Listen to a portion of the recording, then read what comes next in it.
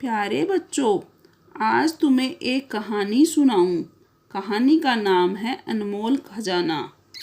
किसी गांव में अशोक नाम का एक आलसी और कामचोर युवक रहता था। अपने इस आलसी स्वभाव के कारण वह न तो पढ़ पाया और न ही कुछ कामकाज सीख पाया। उसके पिता महेश्वर गांव के प्रसिद्ध मूर्तिकार थे। उसकी बनाई मूर्तियों को खरीदने के लिए हर कोई ललचा उठता था।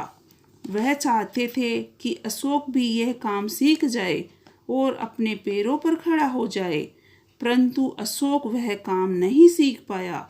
इसी कारण उसके पिता हमेशा दुखी रहते थे। अशोक बिना माँ का बच्चा था, सो वह उसके साथ सख्ती भी नहीं करते थे। एक बार अशोक के पिता बीमार हो गए। उनके बचने की कोई आशा नहीं थी। उनको यह चिंता थी कि मेरे बाद अशोक का क्या होगा। तब उन्होंने अशोक को अपने पास बुलाया और कहा, अशोक बेटे, मेरे जीवन का कोई भरोसा नहीं है, इसलिए मैं तुम्हें एक ऐसा खजाना देना चाहता हूँ जिससे तुम्हारा जीवन आराम से कट जाए। और मैं चाहता हूँ कि तुम उस खजाने को ढूंढने का प्रयत्न करोगे। इतना कहने के बाद उसके पिता ने सदा के लिए आंखें मूंद ली। पिता की मृत्यु के बाद अशोक के ऊपर मानो दुख का पहाड़ ही टूट पड़ गया और वह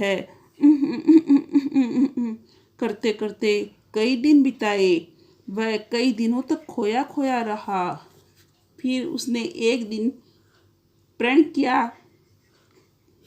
कि वह इस घटना को हमेशा के लिए भुला देगा, पर उसे पिता के अंतिम वाक्य याद आ रहे थे। वह उठा और अपने पिता के कमरे में गया और खजाना ढूंढने लगा, परंतु उसे खजाना नहीं मिला। वहाँ तो केवल मूर्तियाँ बनाने का सामान, रंग और कुछ अधूरी मूर्तियाँ रखी हुई थी। अशोक अपने पिता के बताए खजाने के बारे में सोचने लगा, पर उसकी समझ में कुछ नहीं आया। खैर, कुछ दिनों के बाद उसके सारे पैसे खत्म हो गए। अब न तो उसके पास पैसे थे और न ही उसे कुछ आता था जिसे वह पैसे कमा सके। तब भी उसे अपने पिता के द्वारा बनाई गई मूर्ति मिली। वह उसे लेकर बाजार गया। वह मूर्ति तुरंत बिक गई और मूर्तियों की भी मांग हुई। पैसे मिलने के लालच में वह घर में मूर्तियां खोजने लगा, पर सारी मूर्तियां अधूरी थी। तब उसने सोचा, अगर इन मूर्तियों को पूरा करके वह बेचे तो वह बिक भी सकती है। सबसे पहले उसने अधरंगी और बेरंगी मूर्तियां निकाली और उन्हें रंगना शुरू कर दिया। एक दो मूर्तियां खराब हुई, पर जल्दी ही वह अच्छी रंगाई करने लगा। उसकी रंगी मूर्तियां बिक गई और इस तरह वह अपनी जीविका चला लेता। पर रंगाई की सारी मूर्तियां खत्म हो गई। अब अधूरी मूर्तियां बची थी। उन मूर्तियों में से किसी का हाथ नहीं था तो किसी का मुंह नहीं था। अशोक ने सोचा, अगर वह इन मूर्तियों के हाथ, पैर, सिर लगाकर रंग कर बेचूं तो ये आसानी से बिक जाएगी। यह सोचकर अशोक मिट्टी और सामान लेकर बैठ गया और उसने एक दो मूर्तियां खराब बनाई, पर धीरे धीरे वह अच्छी मूर्तियां बनाने लगा और रंग कर बाजार में बेच देता था। अब उसका जीवन सही ढंग से चलने लगा। सारी मूर्तियों के बिक जाने के बाद उसने मूर्तियां बनाने, अधूरी मूर्तियां पूरी करते करते उसे हाथ, पैर और मुंह बनाने का भी अभ्यास हो गया, लेकिन पूरी मूर्ति बन नहीं पाती।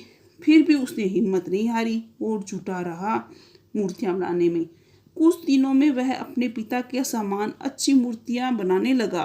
उसकी बनाई मूर्तियां हाथों हाथ बिक जाती और उसे मूर्तियों के अच्छे दाम भी मिलते। इस प्रकार वह अब अशोक का जीवन आराम से कटने लगा।